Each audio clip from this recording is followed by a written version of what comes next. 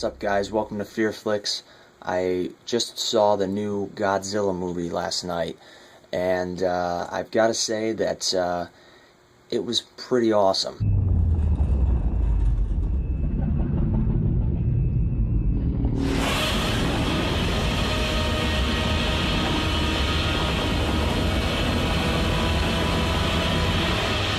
One thing for me going into this movie was I am an old school horror fan and a fan of old school monster movies.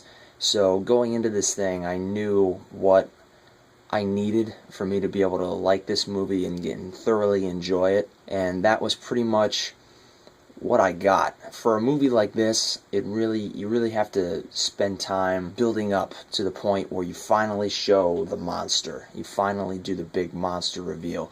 And I was really surprised and really impressed that they did that with this movie. You know, if you're going into this thing and you're expecting it to be like some Michael Bay, non-stop violence and explosions 24/7, then you're probably going to be disappointed with this movie, because they really do take quite a bit of time to develop the characters of the story and develop the story itself, which I think was really cool.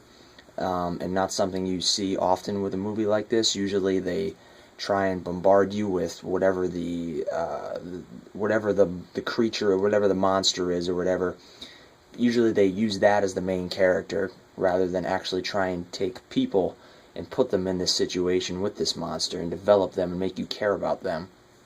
And that was what they did with this movie. Bryan Cranston, even though he is in it and he is a major focal point of the story and moving the story forward, he isn't really the main character. The main character is more his son. And I've got to say, Bryan Cranston, I'm a huge fan of Bryan Cranston. I think Breaking Bad is the greatest television program of all time. If you haven't seen it, you need to get that show into your life, because it will change your life. But Bryan Cranston's performance for the time that he is in this movie is absolutely flawless. It's phenomenal. You know, I did everything I could.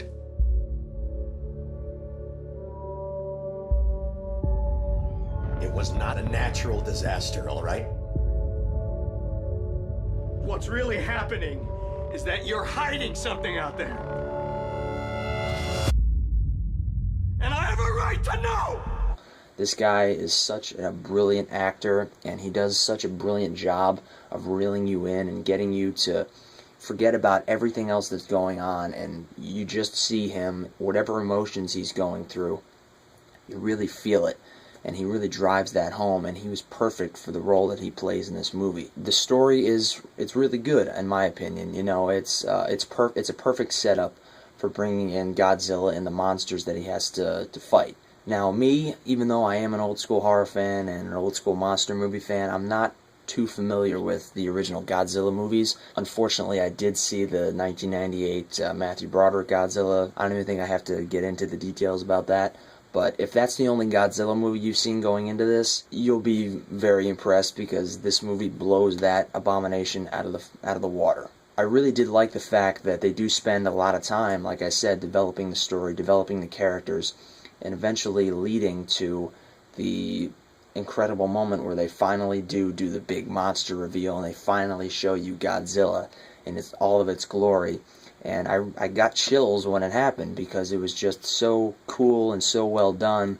And I actually did enjoy the CGI. You know, I can't stand CGI. I hate it. You know, it's lazy, and it's used way too often in movies nowadays. But for a movie like this, you know, the original Godzilla movies, you know, they didn't really have CGI to work with. They didn't have those types of tools. But nowadays, it's kind of a given that CGI is going to be used for these monsters.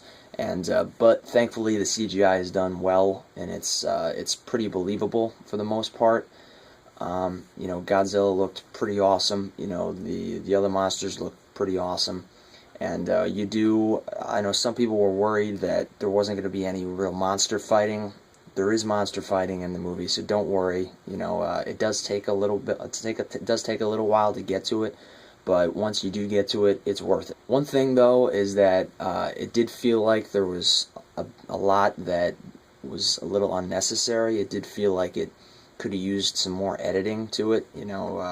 Even though the movie ended up only being about 2 hours, it felt like it was about 3 hours, to be honest with you.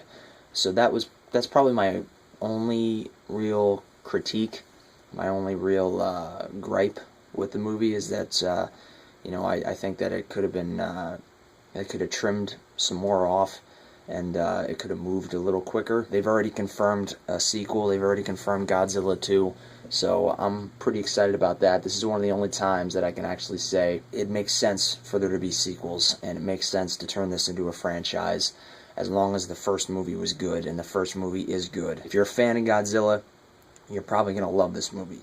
If you're going into it and you've never seen a Godzilla movie before, there's still a pretty good chance you're going to love it. I think because of the time, because of the fact that there was so much that I felt could have been trimmed, I think I'll probably, fuck it. I'll be generous. I'll give 3 out of 4 stars. That's my verdict. That's my opinion. It's a great way to bring Godzilla back into the mainstream, and to finally bring Godzilla back to the movies. And that's the whole point of this thing. So Godzilla, great movie. Thank you for watching this review. If you enjoyed the review, please like the video, share it. If you enjoy FearFlix, please subscribe. Leave a comment. If you've seen the movie, let me know what you thought of the movie. Let me know what you thought of the review. If you thought I was totally out of my mind, if you agreed with me. Try not to be too spoiler heavy, because this is a spoiler free review, so try not to ruin it for anybody else. Thank you for watching this episode of FearFlix, and I'll see you next time.